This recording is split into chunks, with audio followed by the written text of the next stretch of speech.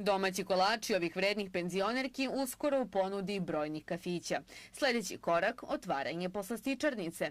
Početni kapital obezbedilo je čak 160 ljudi putem crowdfundinga ili ti grupnog finansiranja. Potrebno je samo da budete kreativni i da putem neke od postojećih platformi za prikupljanje novca predstavite svoju ideju.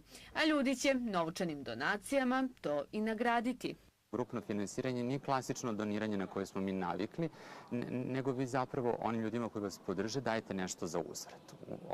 U našem slučaju to su uglavnom bili kolači, tako da je naš najmanji perk bio 1000 dinara i on je podrazumevao koleč i kafu kad se poslastičarnica otvori. Ostavili smo i tu mogućnost da mogu da uplate tu klasičnu donaciju, da oni bukvalno u rubriku upišu ako žele od jednog, znači od 100 dinara pa naviše. 100 po 100, a super bake su na ovaj način prikupile $6.300. Barem za sada. Postoje 4 načina da vam neko donira novac. Imamo kampanje donacije, to je nekom daje zato što veruje da je to što vi radite super, dobro, značajno i ne dobija ništa za uzvrat. Zatim imamo kampanje nagrada, gde neko dobija vaš proizvod, majicu, bedž. Onda imamo ono što se zove equity crowdfunding, a to znači da neko dobija, time što je podržao vašu kampanju, udeo u vlasništvo. I na kraju imamo ono što je peer-to-peer lending, odnosno kampanje pozajmljivanja. Najpoznatije svetske platforme za prikupljanje novca su Kickstart i Indiegogo. Beogradska berza najavljuje i prvu domaću, koja će funkcionisati po principu udela u vlasništvu. Na tom putu, kažu, važno je i da sve institucije krenu u korak sa novim, njima nepoznatim načinima finansiranja.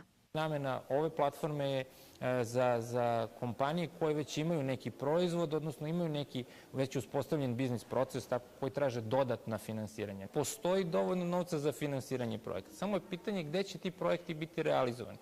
Neki od najvećih domaćih projekata su već otišli i u Ameriku, i u Holandiju, posebno u London.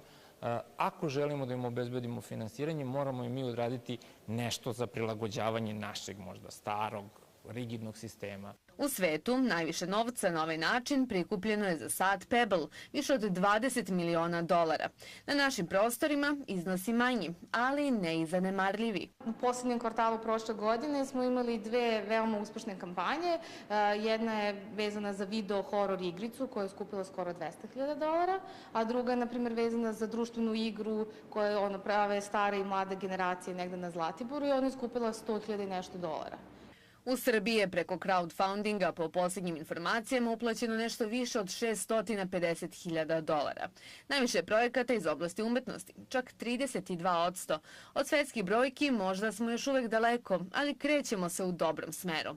Od 2012. godine broj zajednički finansiranih ideja porastao je čak 4 puta.